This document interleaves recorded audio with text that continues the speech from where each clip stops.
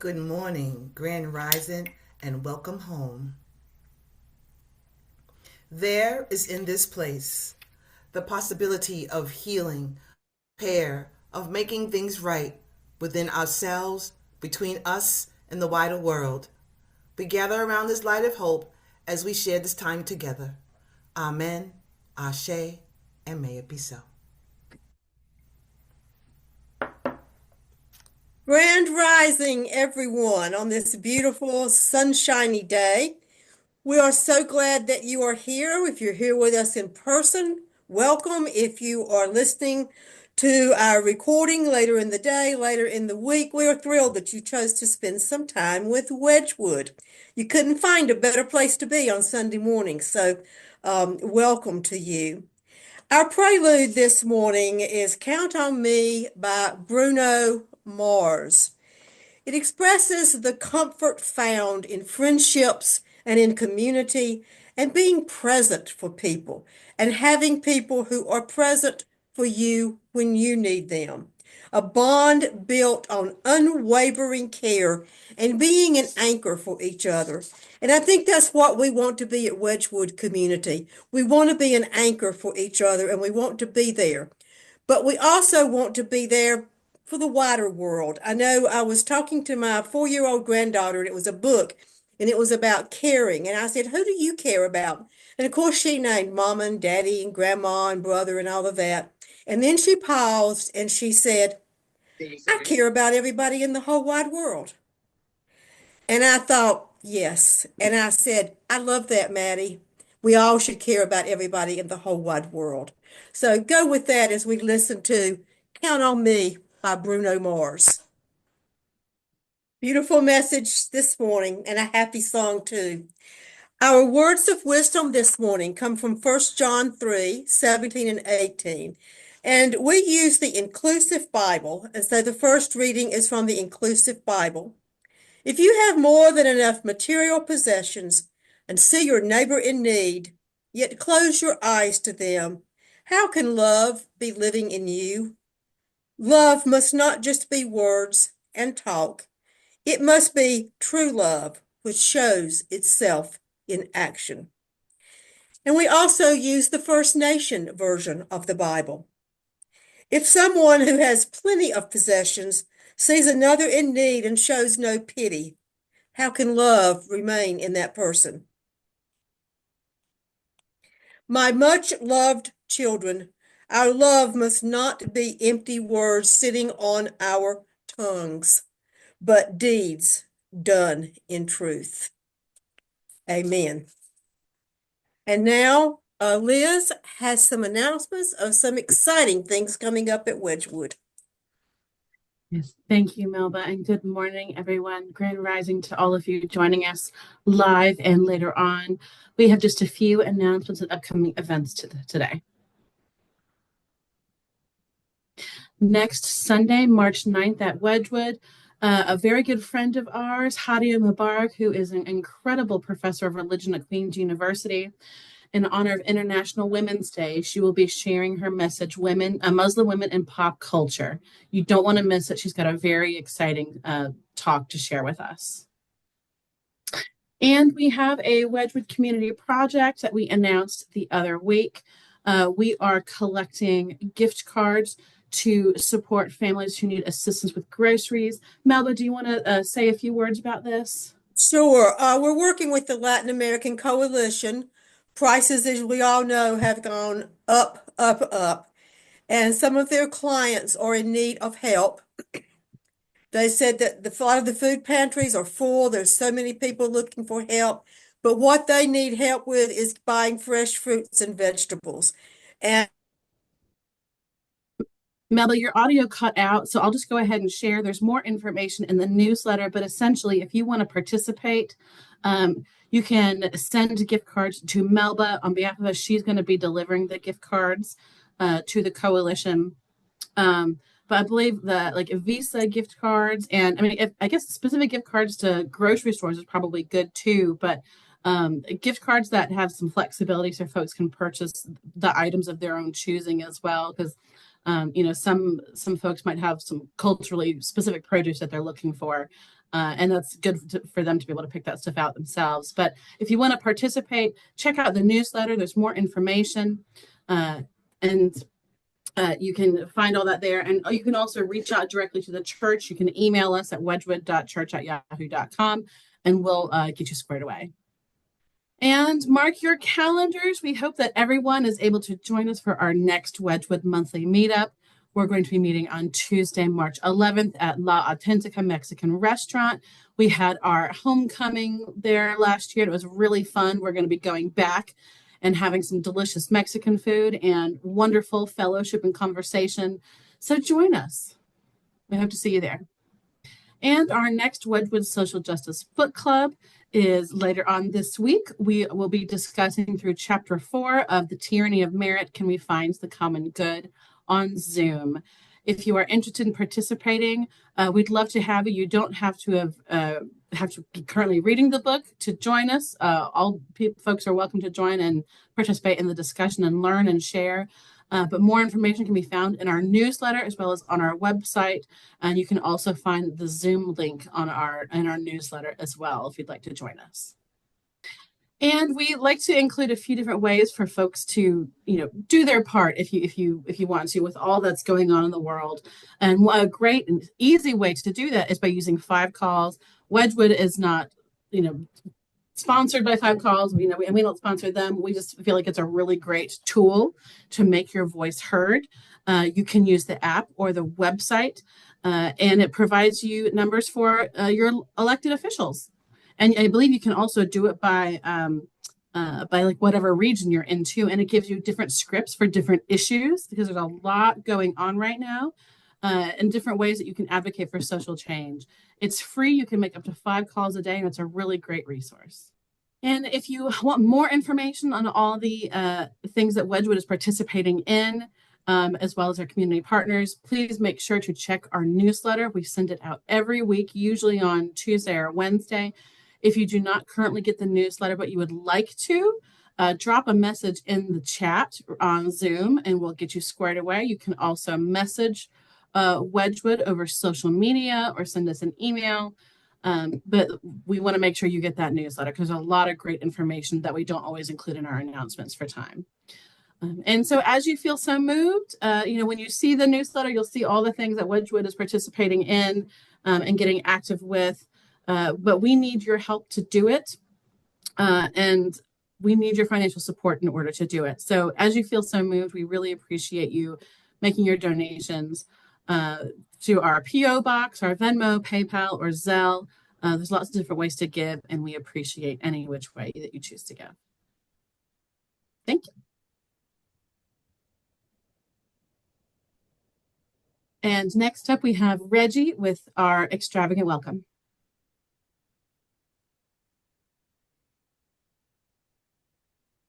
We are all welcome here. Welcome to a community that works for peace, justice, equality, and the care of Mother Earth. We are all welcome here. An extravagant welcome to you because of your gender identification, sexual orientation, ethnicity, economic situation, physical and mental challenges, doubting or believing, being depressed or full of joy. We are all welcome here. We are a community of curious and creative spiritual seekers striving to learn and embody the way of servant leadership. We are all welcome here. We focus on the plundered and the marginalized as we try to address the major issues of our day. We are all welcome here. You are invited to share your passion, your inspiration, and your personal story as one of the ways to help heal the world. We are all welcome here. All right, thank you. And now we come to a time of celebrations and concerns. I know we all have a lot on our hearts this morning. just leave it open for anyone to share, but I know we're all thinking about the Ukraine situation and just the whole world and what's going on in our country that's affecting the entire world. But share whatever you's on your heart this morning for concerns or celebrations. We're on the cusp of spring. It's right around the corner. We were talking about it during the coffee and conversation part, and it's such a great reminder that there will always be times of darkness. Well, there always have been. There unfortunately always will be. But then when you pause and look, sometimes in the most unexpected places, you'll see a bud, which is a promise of something new, a promise of something beautiful to come. And history definitely echoes, right? Some people say history repeats itself. Some people say history echoes itself. And we as human beings, we're not unfamiliar with darkness and real struggle and, tyranny and bad people in the world. But one thing that we know is that there are also good people and the promise of good things to come. We can't, rest on that, but we know that when we work together as collective, that there is good in the world. There are good people in the world. And I truly believe that no matter how dark it gets, because it feels really dark sometimes, that there is still always the promise of something beautiful coming. So that's kind of what I've been holding on to and thinking about this week. I agree. Wonderful. Thank you. Ashe. I have a celebration. Two things. Gavin, my youngest grandson, who is going to be 9 this year, is quite a quiet kind of child, and he stutters, so he's even more quiet. But he still gets out there. So he likes soccer. He really loves soccer and he's really good at it. He did really good last year, got an award and everything. So this yesterday was a tryout for soccer teams and he got picked and he just felt so excited that they picked him that, he just came and ran and hugged us like, like we did something. It's like, no, baby, you did that. You're a good soccer player. And he was just so excited that he got picked. And can you imagine that feeling like when you remember you were little and you got picked for something? It's like, oh, they picked me and you're so grateful that they did. You're so happy on the inside. So I was just happy for him. Such a good little boy. And the other thing is that because he stutters, he doesn't talk to a lot of people. He does when he decides to feel comfortable. So he has this little boy, his friend, his name is Wiley. And Wiley's a little chunky little boy, but he's so, so cute. And they've been friends since kindergarten. So, and they're in the same class. So they're friends. And Wiley was on the soccer team. So to make time short, so someone was picking at Wiley, a little girl, a little fresh little girl. She bothers everybody in the school. And she was picking on Wiley. She said, Wiley, he's the fat one. He's the fat one. So of course that makes Wiley feel a certain kind of way. So Gavin, that's his friend. So Gavin, with his stutter, went over to the girl and told the girl that Wiley's body is just perfect, just the way it is. And then went over and gave Wiley a hug. Like for him to do that with the stutter was really courageous because he doesn't really want to talk because of the stutter. It takes forever to get out a sentence, And so for him to go over and face the girl that was the bully, she's been a bully all year, and to practically tell her to stop bothering his friend, I thought that was very courageous of him. And I reminded him that that was a beautiful thing to do and that he has a beautiful heart. And that was a courageous thing to do. And I'm glad you stuck up for your friend. So I was very proud of him Yes. for that courageousness. Because, if you have a flaw or something, or if you have a lisp, you really don't want to say it because the kids make fun of you. So for him to stick up for Wiley, knowing that that was his friend, that he had to do something, I thought that was very courageous for a little boy to do. So yay for Gavin. Tell him we are so proud of him, and that is so inspiring because courage is something we're all looking for today and something we all need. So tell him he has inspired all of us to I will have tell more him that. courage. I will tell him that's very important at 9 years old. Those things are very important at 9 years Yes. old. Mm-hmm. Thank you.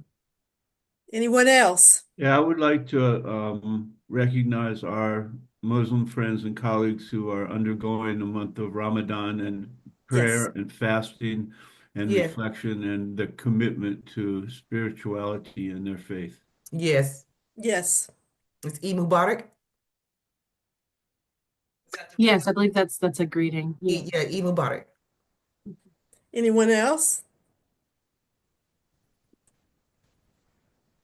My daughter-in-law's mother is very ill. She's had some heart problems and she's been back in the hospital this week.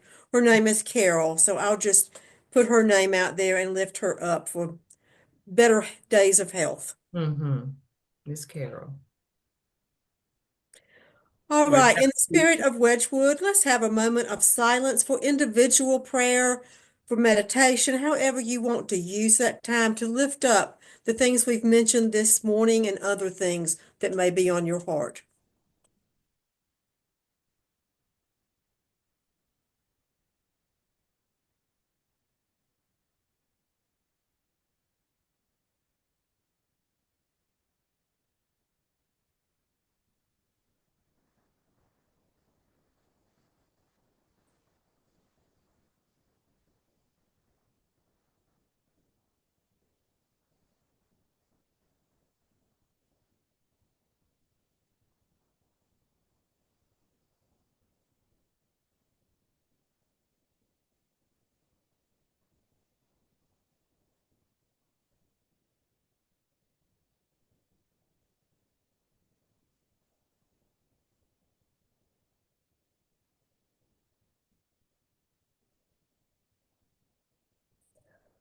Amen. And now it is my pleasure to turn it over to our chairman of Mecklenburg County Commissioners, but also our friend, more importantly, our friend. And Mark, welcome. We're so glad you're here. I hope everyone read his biography that we posted in our newsletter and on Facebook because he knows what he's talking about. I'll just put it that way. So thank you for being here this morning. Welcome. Thank you so much. Thank you all for having me. It's an honor to be here with you this morning. This was, I Zoom is an interesting platform, but when you're with folks such as yourselves, you could just feel the love coming via Zoom. Yeah. And it's just really an honor for me to be here. And to those who are listening, thank you for joining. Melba, I really want to acknowledge you at the top. I just really appreciate and admire your work and Thank you. consistency over the years. You've always been focused on our most vulnerable and Thank you. shining a light on injustice and inequity, and it's people like you that inspire me, and I know so many on this call and those who are watching. So wanted to Thank lift you. you up. Yeah, but I wanted to. I'm just going to be a few minutes, family. But again, I'm just honored to be here and just appreciative of this community's vision to focus on our most vulnerable and those who are marginalized. And with that in mind, my goal today is really simple. I want anyone who's listening, I want all of us that are here just to leave hopefully with a deeper understanding and appreciation of our community needs. For some, I hope we gain a renewed passion to really help those who are in need. And finally, and again, I know to a large extent, I am preaching to the choir here, but this is going beyond us, right? And so I want us to be moved to action. And interestingly enough, I recently spoke at another community, and their theme was Thrive in 2025. And I actually love that theme. I made a mental note that I was going to use it for myself. And as I went deeper into that, I became more and more unsettled. And I became unsettled because I was really hit with the reality that there are so many who are not only not thriving in our community, but there are too many people that are just trying to survive.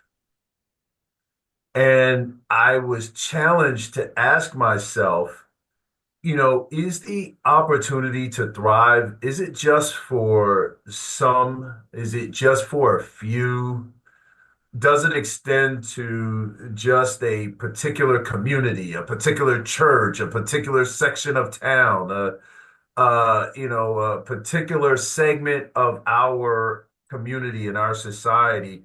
Or does it go beyond the walls of a house of faith? Does it go beyond the boundaries of a district? Does it go beyond the boundaries of a county or a city or a town? And does it extend to those that are a part of our human family? And so when I look at that, I really want to make sure that we ground ourselves in the fact that it's important for us to remember that so many people right here in Mecklenburg County, they're hurting. They are really hurting. They're facing challenges and decisions that many of us are really disconnected from. Some are unhoused, a lot of them are just unsheltered. Others are a paycheck away from homelessness. We have a lot of people that are working two jobs just trying to make ends meet. They're making choices between keeping their lights on and putting food on the table. We have people who feel isolated. We have people who are afraid. They have no idea in our community where to turn to for help. And I want to say, here's a news flash. In contrary to popular belief, I believe that houses of faith, communities of faith, people of goodwill have a responsibility to engage with those in the community that are hurting. There's a responsibility to engage in the community to those who are lost and they feel like they have absolutely no hope. They feel like no one cares. And with that, I want to start with grounding us in scripture. And I want to start with Matthew 25, because that scripture says, in the translation that I have, is, "For I was hungry and you gave me something to eat. I was thirsty and you gave me something to drink. I was a stranger and you invited me in. I needed clothes and you clothed me. I was sick and you looked after me. I was in prison and you came to visit me." And I will tell you, for me, and I know for many of you, the passage is really a powerful reminder that Jesus himself identified with those who are marginalized. He identified with those who are forgotten and those who are hurting within our community, within our society. And as we answer the call outlined in this passage, it's clear to me that the community of faith, people of goodwill, not only have a role, but actually a major role with engaging. And so with us, it is up to us to make sure that as a community, we're bringing help to those who are hurting, hope to those who are hopeless. And as the passage lays out, drink for the thirsty, medicine to those who are sick, clothes to the naked.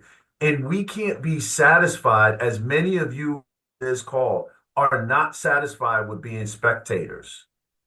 You are all, and we know that we have to be actively engaged in meeting the needs of those around us. And so right here, what I'm going to do is, and you guys, please forgive me for this, because I'm going to do something untraditional with respect to having a call to action before I get to the end. And I'm going to tell you why we're going to do the call to action and why I'm going to lift this call to action up right now. Because I come this morning and today with a real sense of urgency. I have a sense of urgency because I have information. I have information that I think is impactful in a way that we know that we need to do something now, and time is of the essence.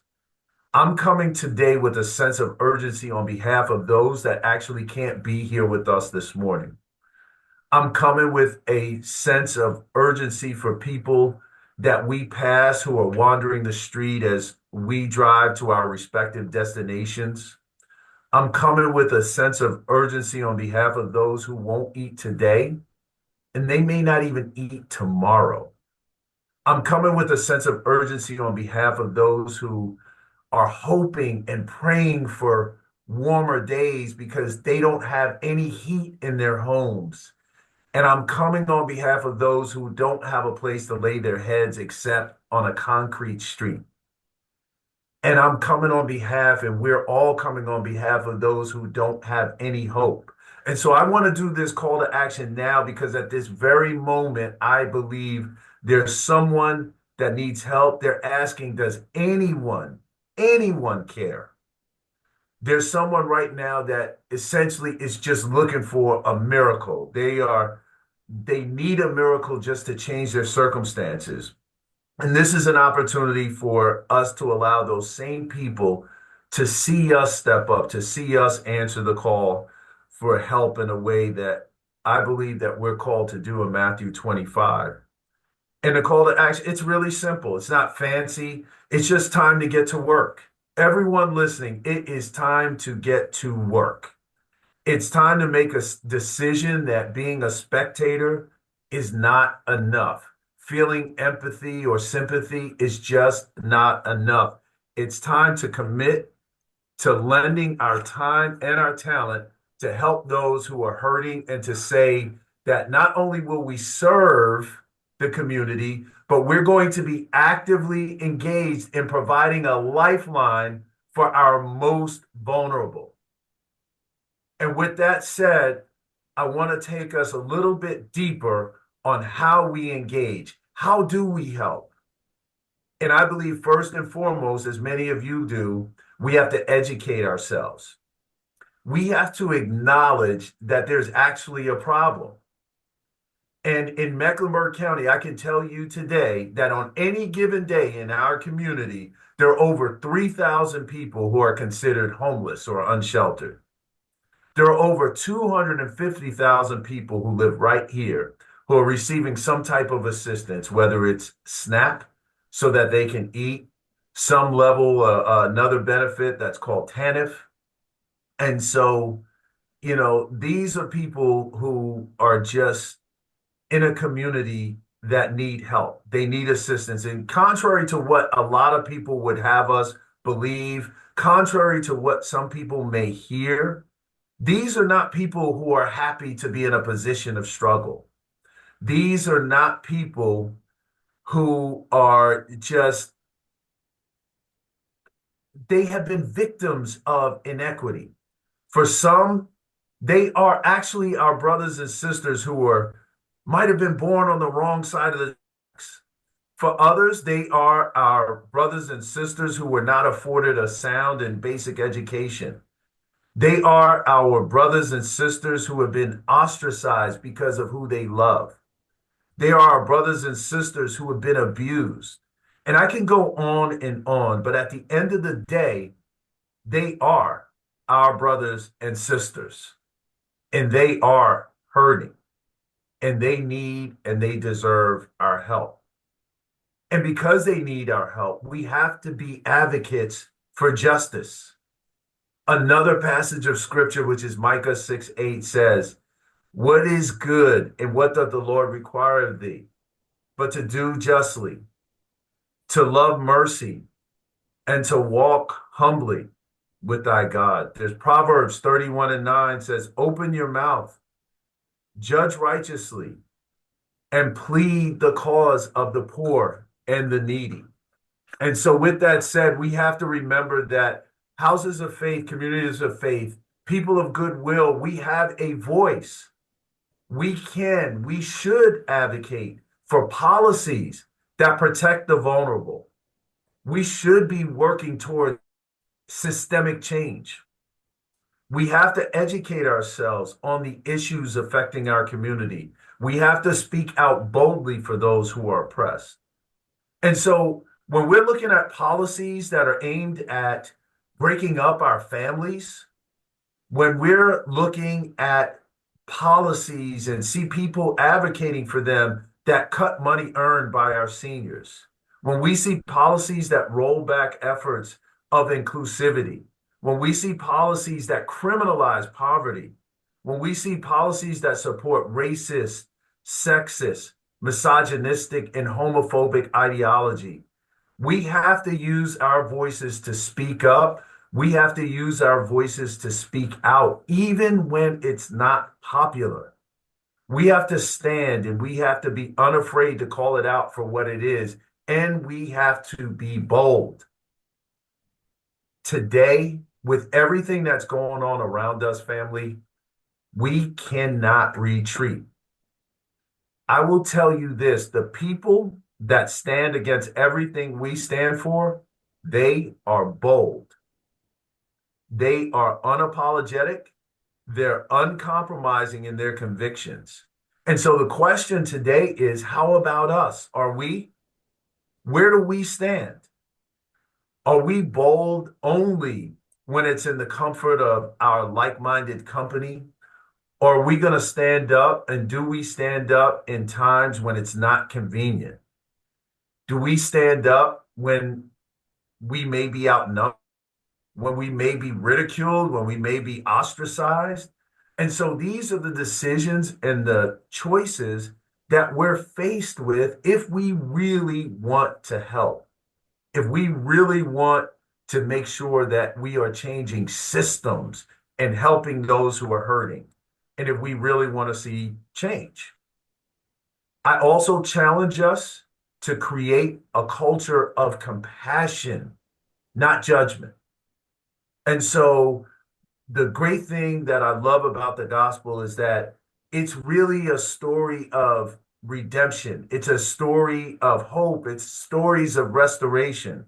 And so our work in the community is really and should be an extension of those stories. It's where we can help rewrite the narratives of those who feel broken. We can rewrite the narratives of those who feel abandoned. In a culture of compassion, it really is going to go beyond just feeling sorry for people. It moves us away from judgment. It reminds us of the adage that says, but by the grace of God, there go I. And we should not be blaming victims of inequity, injustice, and systemic racism for their condition, as some do. And we hear it every day when you turn on the TV, particularly in these times. And what we have to do is give them tools and the support to overcome and rise above their conditions. We have to allow them to come and meet their leaders and explain some of the challenges that they faced and some of the tools that will be helpful in helping them overcome them. We have to empower people. We have to empower the vulnerable. And in doing so, not only providing just immediate assistance, but we have to help individuals and equip them with the tools they need to rise above their circumstances. There's an adage that says, you can give a man a fish and he'll eat for a day. But if you teach a man to fish, he'll eat for a lifetime. And so empowerment is not just it's not something just physical, but it's a spiritual empowerment. There's an emotional empowerment.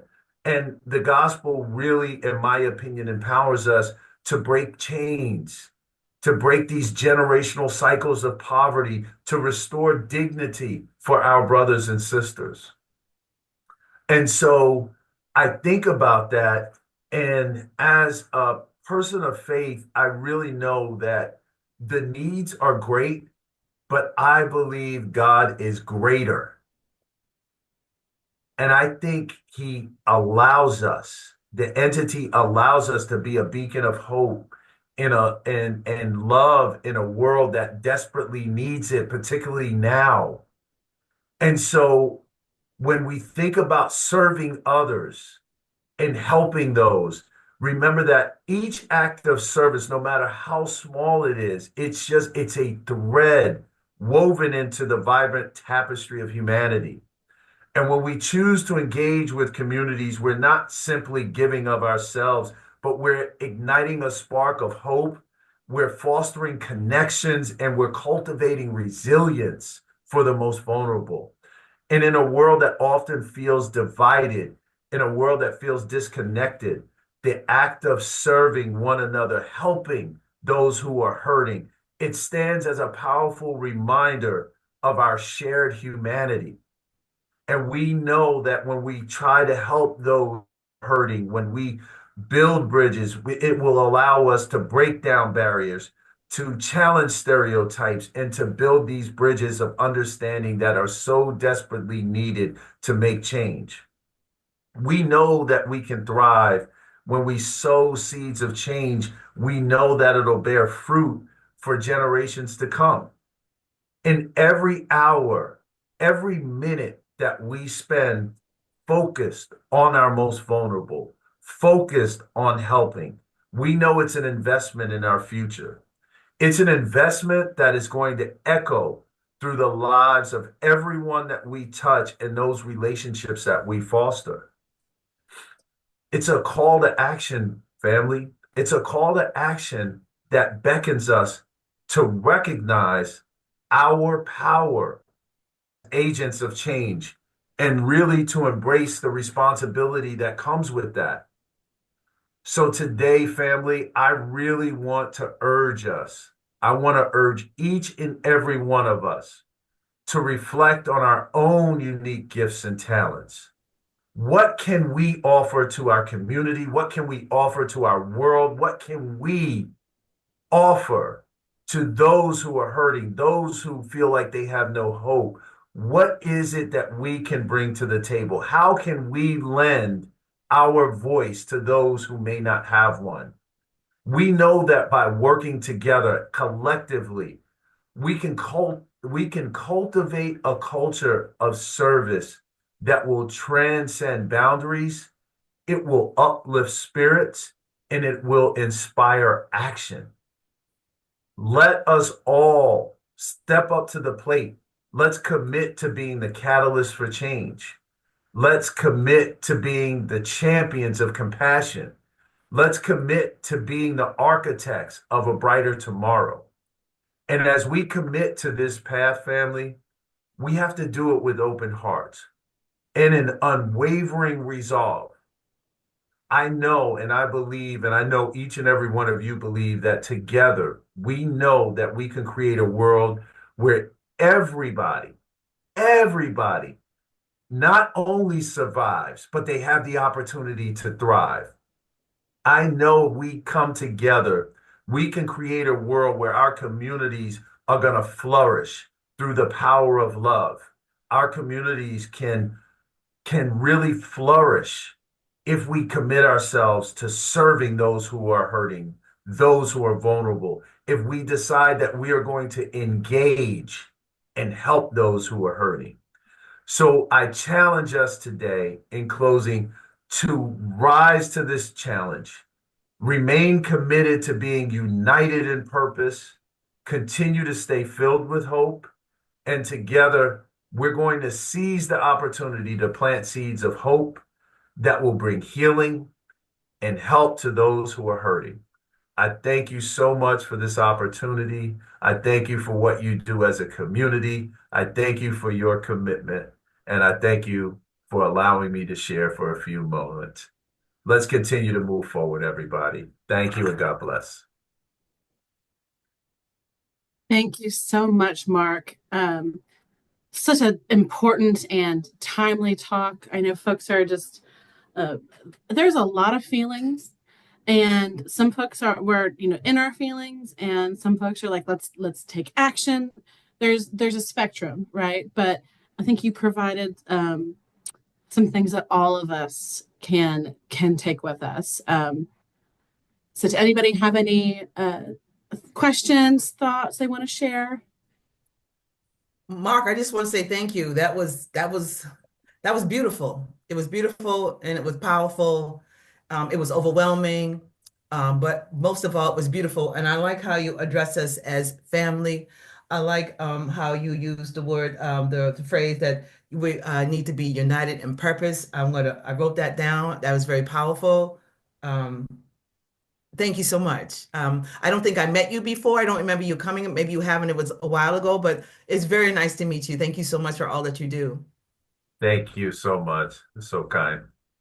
I just want to ask, are there any policies coming, anything for marginalized communities on the table that we need to get behind Hmm. and let people know, yes, we want that done on the west side. Yes, we want that on East Wade Drive. Are there things that we need to get behind?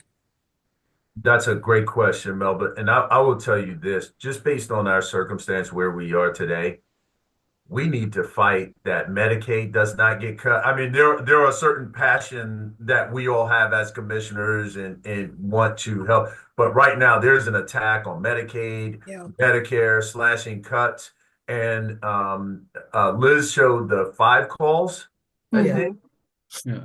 to the extent that any platform mechanism can be used to say we are against cutting these programs that help and support our most vulnerable.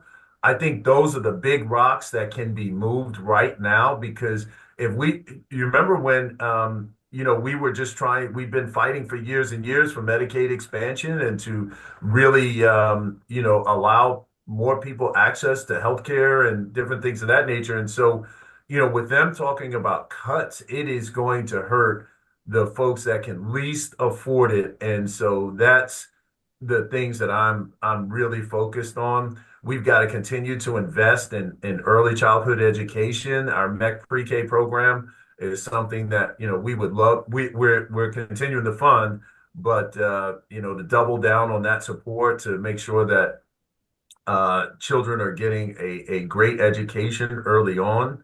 But I would say right now, Melvin, to your point, it's the cuts that the feds are proposing will certainly come down and impact the states. Local government is an extension of state government, Yes. and so it will potentially impact us here. Okay. Thank you, Mark. I have a question. What are your thoughts on reconciliation? I see folks talking a lot about that now because, this election cycle was one of the most vicious and contentious that I've ever seen. And a lot of folks across different communities say that they felt abandoned by their representatives, locally, statewide, nationally. LGBTQ folks, our Palestinian siblings, our Ukrainian siblings, our people of color, like you name it, right? You name the community, there's people who feel that way. So what are your thoughts on that? Because there are a lot of folks who say that I feel abandoned. Why should I care? Because they don't care about me. Yeah, I think that's a great question. I think I will never default to the side of giving up. I think we have to continue to have conversations and foster those tough conversations. We have to challenge one another to expand our thought processes. Um, I don't believe in, capitulating, um, as it relates to, I believe in, and I was just on Charlotte Talks, and I do believe that there are some baselines that, I'm not going to compromise on. That doesn't negate maybe the 80% where I can work with folks that have a different lens. But, I do have certain positions, and I think we all probably should have certain positions that are non-negotiables. Supporting each other as human beings is non-negotiable.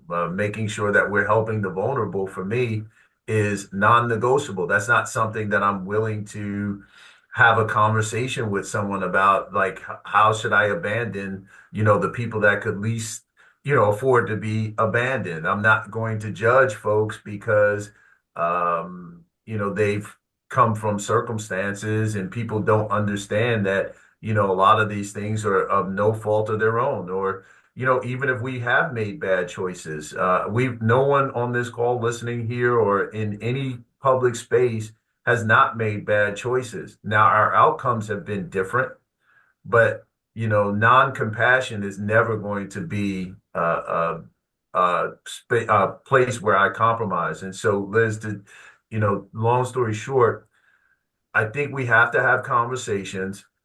I do, and I have to be honest and candid. I am very careful about extending my hand with someone that has a machete in it that's ready to chop it off. Right. I'm very, very weary on that, right? I'm very weary about bringing the knife to a gunfight. Right. Yeah.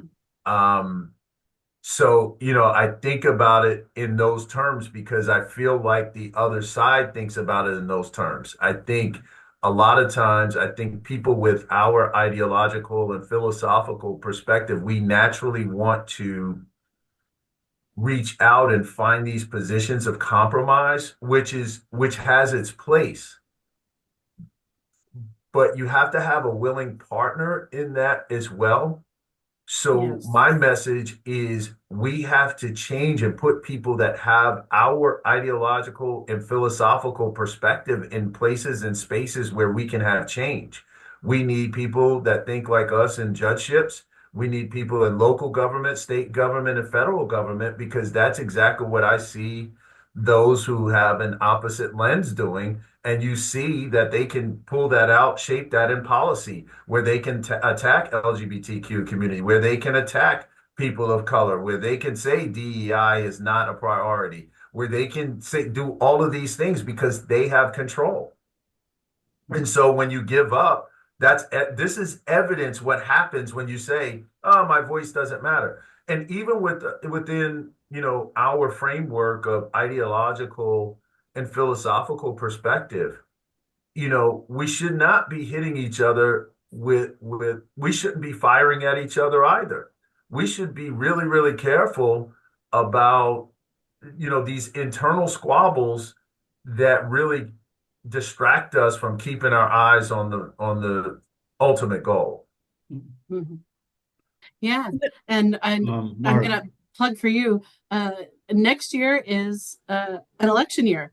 A lot of people think that elections only happen once every 4 years, but that's not true. 2026 is next year, and there's a lot of local and state elections happening, even actually nationally.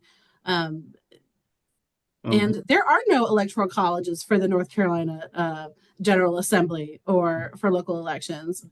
Every vote counts. There are some elections Right. that were decided by coin tosses because they were so close. Every voice matters. Mark, Thank you, Mark. That's so well said. Mark, could you briefly talk about how the county leadership is discussing ways to protect our immigrant community?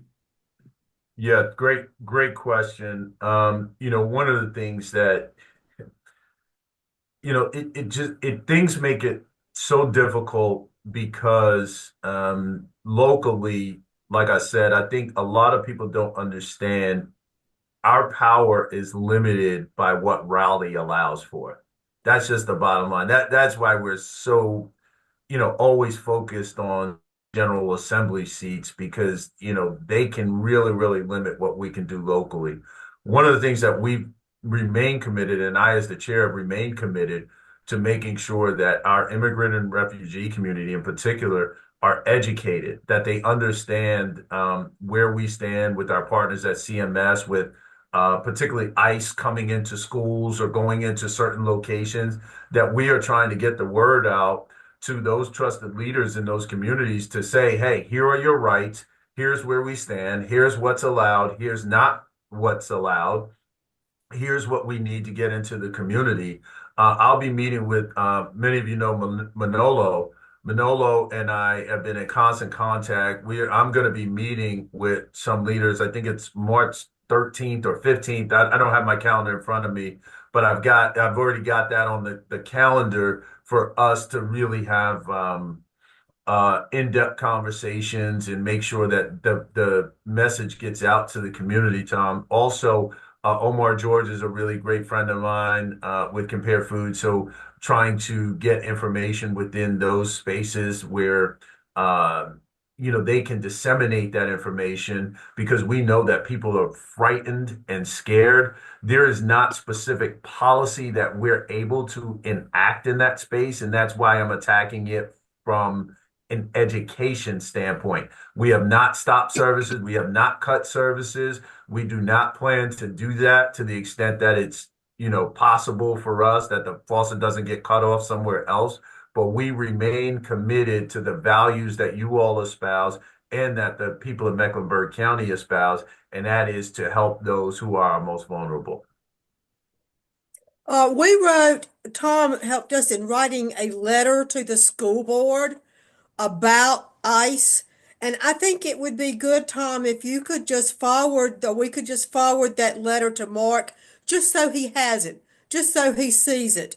Thank What you. we said to the school board, when we wrote a letter a couple weeks ago. So we'll send that to you just for Thank you. your information.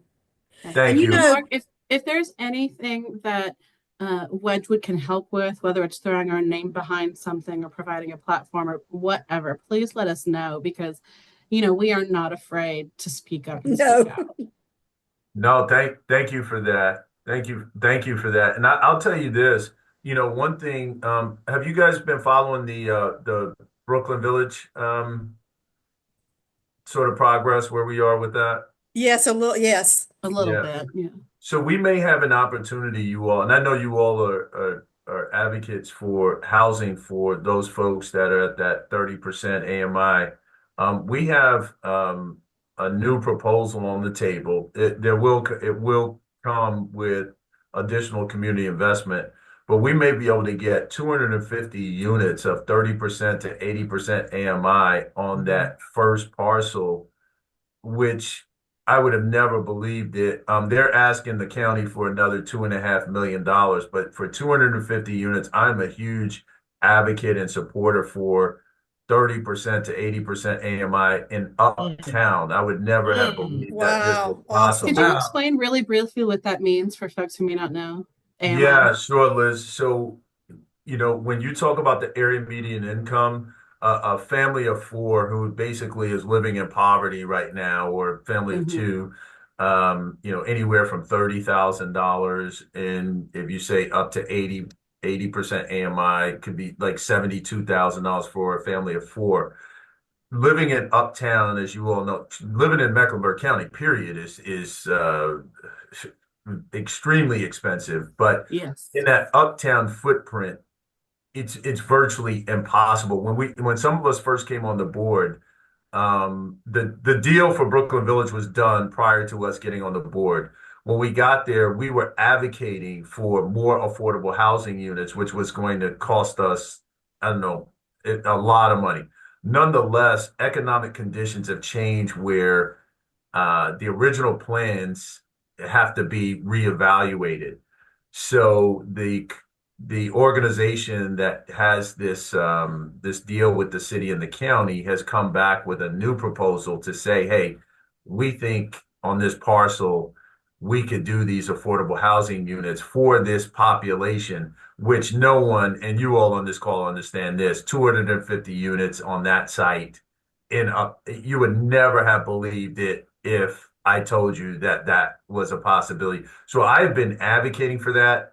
I hope that you all will do your research, and if you find it within the realm of possibility to support it, I would hope that you would send a letter. Now, there's some question marks, and People's Corporate doesn't have the best track record and credibility right now, but to the extent that we might be able to pull this off, it would be wonderful if I could and we could get your backing behind this. I think I know the Housing Justice Coalition, and some of you know a lot of those folks over there. They are behind it. There's a lot of folks that are behind it, and so I hope you all will do your research and hopefully can lean in as well. Can you send me some information that I can share? Yes. I Sorry, my will. screen went dark. Can you send me some information I can share with I will everybody? send the proposal. I'll send you the deck, Melba. I'll get it this week. Okay. I'll send you the deck that we saw. It's public information, so I can send that to you. Okay. Thank you very much. Absolutely. To remind everybody of something Connie Green Johnson said to us when we're talking about the marginalized, we had just a Sunday session of, I guess, everybody venting and talking right after the election. And Connie Green said something. She said, we go every 4 years and we knock on people's doors in the marginalized communities. We need you. We want your vote when they haven't seen us in 4 years. Mm-hmm. And especially white faces showing up, knocking on the door that Mm-hmm. we Yeah. need something from you, Yeah. but where have you been for Yeah. the last 4 years? And Yeah. that we have got to show up for those communities on a regular Regular basis. basis when Mm. they That's need right. help, not just every 4 years asking for a vote. And that has Yeah. really stuck with me. And I think we need to, as at Wedgewood, need to think about some things we could do to show up in some of those communities. Mm-hmm. Yeah. Yeah. There's so much more that we all could do in so many ways. Yeah, but don't, the only thing that I would say too is, sometimes because we have a passion for this work and, we see the need is so unbelievable, please don't discount the work that you have doing and that you are doing. I want you to please remember that and focus, not to take a victory lap, but some people are doing nothing. Mm. And you don't have to do everything. It's okay to be good at one thing and maximize that, right? As Mm-hmm. opposed to, or, a couple of things. But, please don't discount the work, the voice, the consistency. Showing up means something. Mm-hmm. It really does. And so I just would encourage everyone. I want to thank you all on behalf of everyone in this community for your consistency, for your heart, for your voices, and what you've been able to do. What we've got to do is take what you all are doing and duplicate that and get others to join in and be consistent and to do that as well. But please remember that we are just so thankful and appreciative for what you all are doing. Mark, I Thank you, will Mark. say we go to city council, as you know, I and know. come to county commissioners and speak. And certain people there dread seeing us come, but because we call it like it is. But we get frustrated because when there's an issue that's really important to this community, we're the only church there speaking up. Mm-hmm. Nobody else is speaking up for the immigrants. Nobody else is Yeah. speaking up for the non-discrimination policies. And I wish we've got to do something to get churches to be bolder and braver and step out. Mhm. Yeah. Yeah. I think that is I think that's spot on. I think that's spot on. I will tell you this though, there seems to be, in my opinion, uh, that's interesting because Melba, I will tell you that I do see houses of faith speaking up. It's done different ways Mm-hmm. and in different vehicles. Everyone doesn't come to your point, to the Right. commission and advocate with respect to policy, especially like an NDO, Right. and have that level of visibility.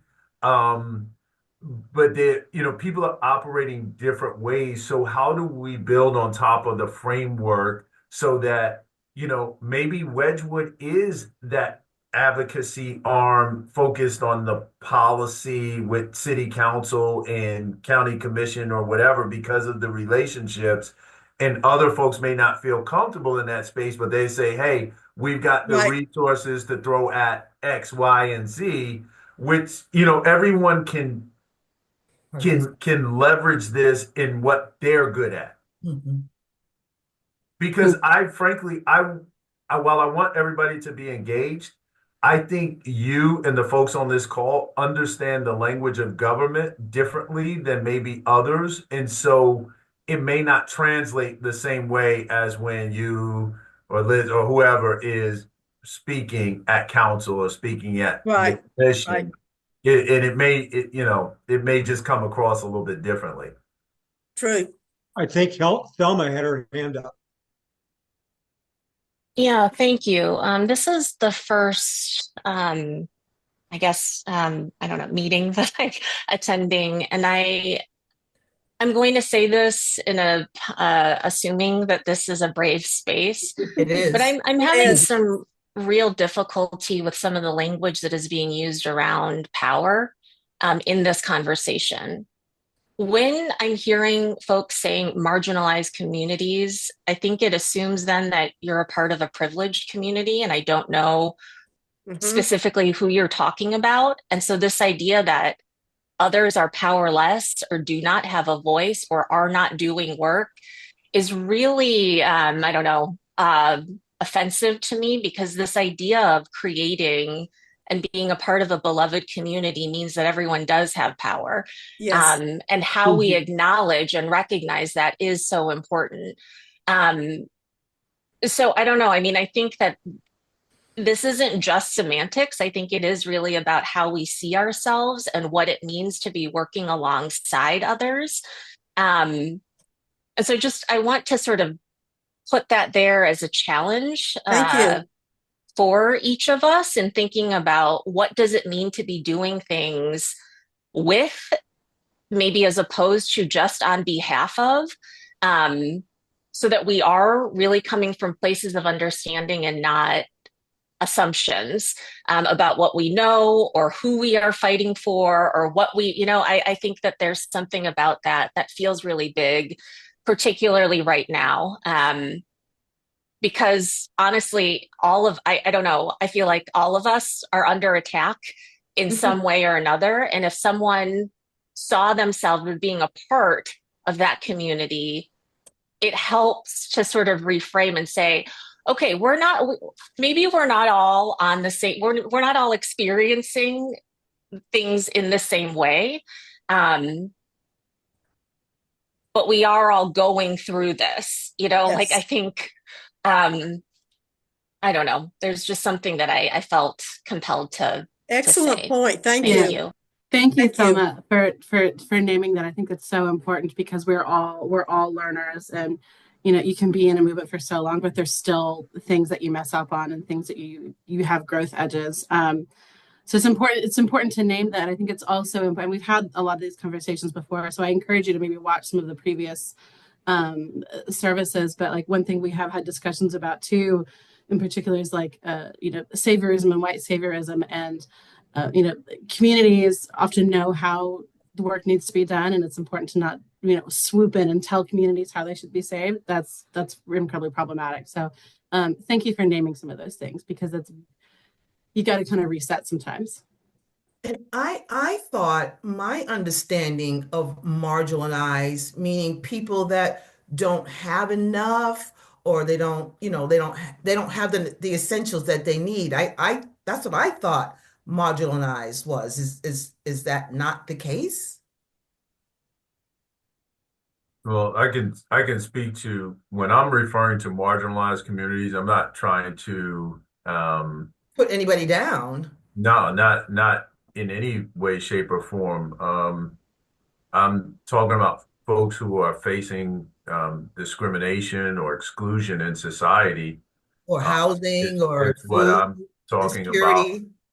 Yeah, and Yeah, so yeah, I'm not trying to put myself above them, right. um, or anyone for that matter. I'm in a position to where um, I'm looking at policy or I'm looking at uh, ways that we have to help, but it's not to put um, anyone above anyone or anything like that. But I do think that there are groups who are disproportionately impacted by what we're seeing played out in certain spaces and places. And there are people right now that don't have an opportunity to be on a call like this or Mhm. come down to the government center or go to council or other things of that nature.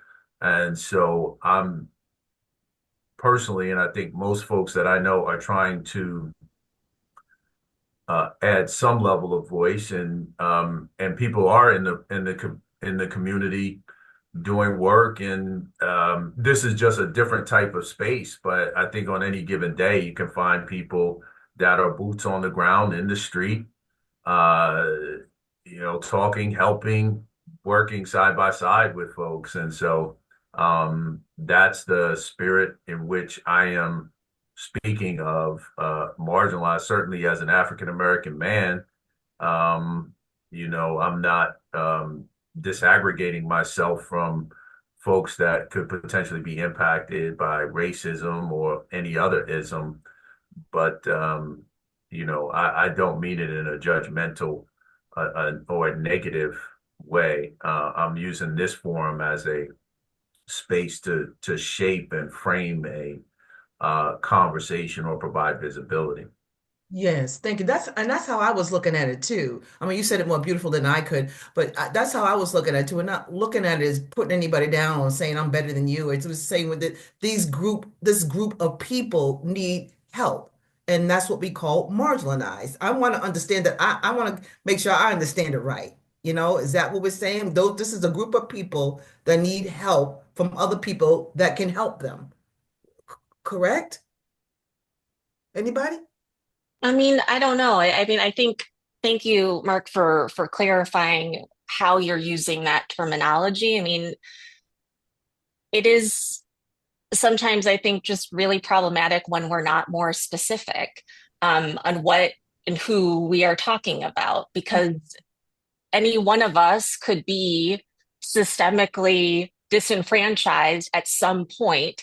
What does that mean? If you can't be on a call and make your voice heard, whose fault is that? Like, why are we doing that on a call? Like, what are the different ways that we can be making things available? I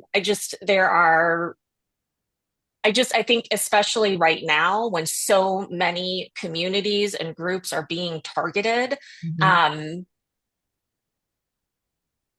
what does that mean? What groups do you identify with? All the groups that need help, anybody that needs help, anybody, any group that we can come in contact with. And that's why Mark is saying we need to go out there with the boots on the ground so we can say what communities need what. I believe that's what he's saying. That's what I'm understanding. That means everybody, anybody that needs help in any kind of way, housing, food, medication, anything that they need. They can't speak the language well, any kind of help that they need. I think those are the marginalized people that need help, that don't know how to look for the help or where to go for the help or can't get to the help. So They're on the edge. They're Well, on the edge. to be They're just fair, there they're are organizations that already are doing that work. Yeah, And absolutely. it's not what we can do, it's how we can support those organizations already doing those that things. too. Because when we, I think folks' hearts are in the right place when they want to do those things. I've been seeing that a lot since the election. But the problem is we're centering ourselves, and that's not what the work should be about when we're supporting folks. Because every single one of us on this call in some way could probably identify with a quote unquote marginalized community. But the problem is it's not about centering ourselves. It's about centering the other folks who are already doing that work and need that stuff done. So it's just a perspective shift that I would encourage folks to maybe sit with. Yeah, but I don't feel like in the context of a conversation that and again, I think it's a great conversation. I would just have to respectfully, really have to clarify. It's not about it. In my opinion, I don't feel like I'm trying to center,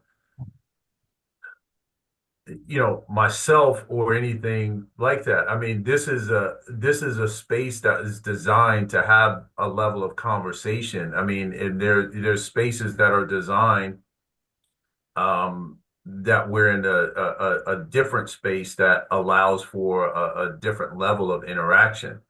This is a space that's designed to, in my opinion, to encourage us to keep moving forward, to continue to think beyond ourselves, to continue to think about those who, yeah, they can't be here this morning, but that doesn't preclude me from being able to share with folks that are here. And as we go out and to, help and engage. I mean, there's an aspect of that, and there's an aspect of where we have to encourage one, or in my opinion, we encourage one another to continue the work.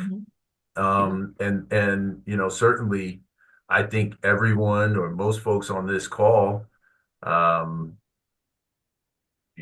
are boots on the ground and truly, adding value and assistance. I think sometimes we can, I think we can, I think we should be careful with maybe discouraging, because but for the folks on this call being here and like being mindful of those things, it could really, I mean, what do you do? Just throw up your hands and just say, I'm not going to lift my voice up and, speak to these things that I'm really passionate about? I don't Well, think I will anyone is say this, saying that Wedgewood, though.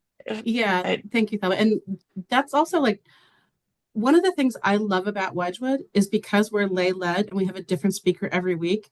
We've been doing that. We've been putting that into practice.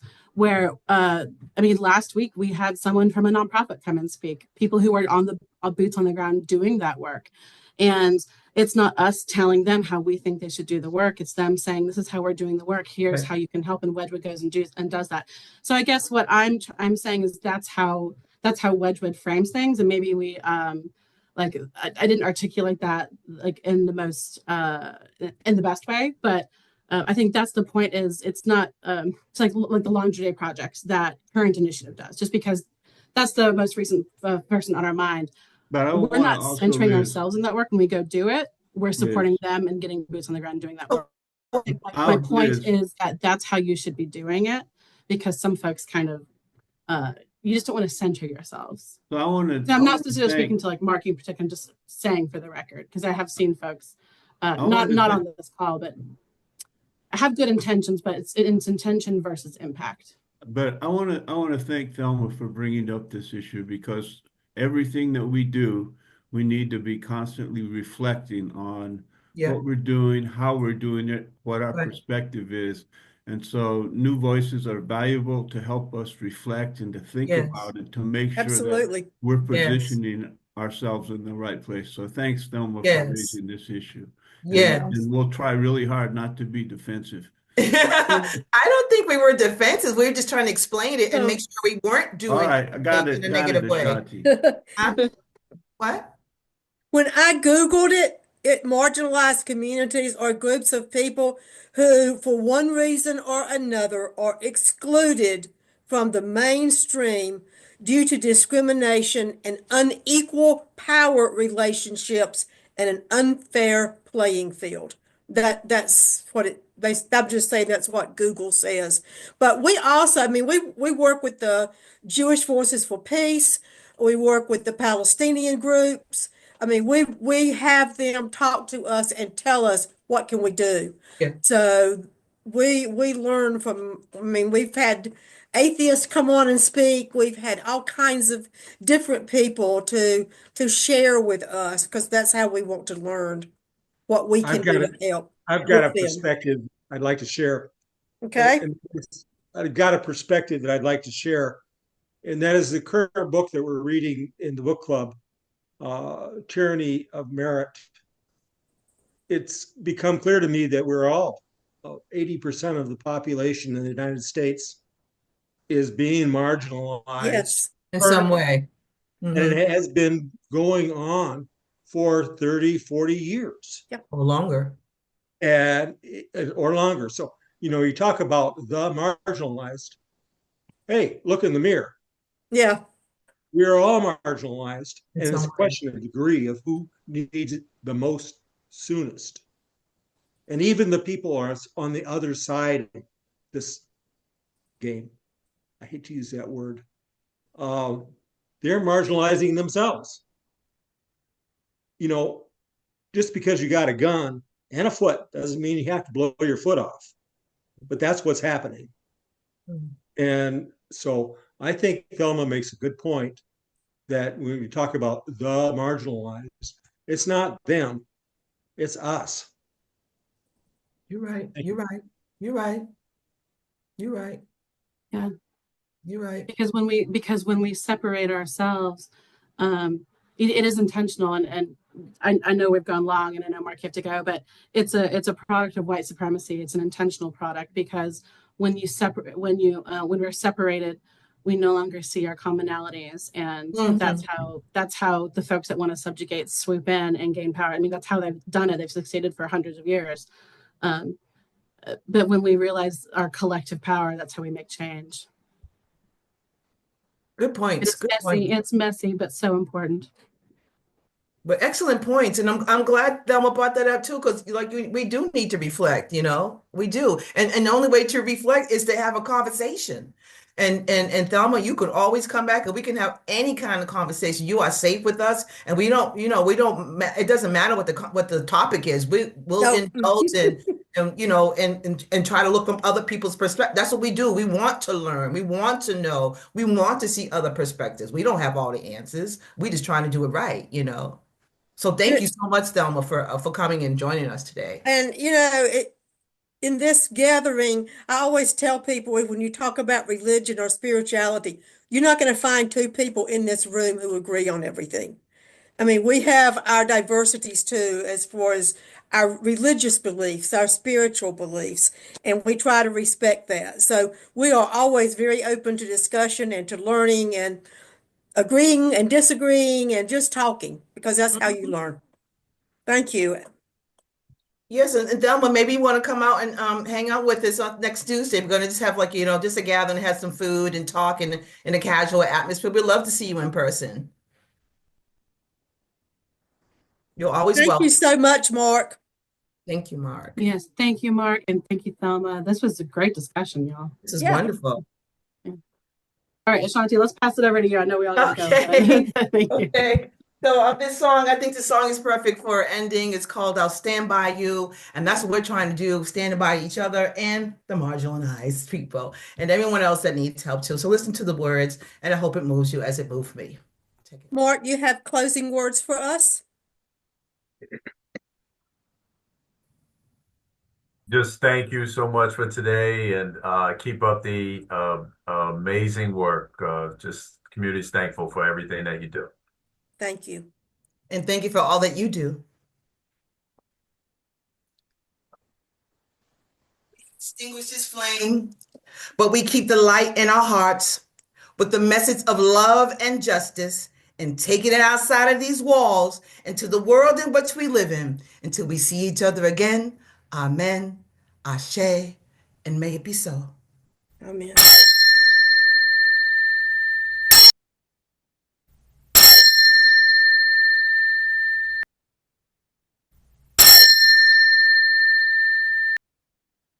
Now go in peace. Thank you.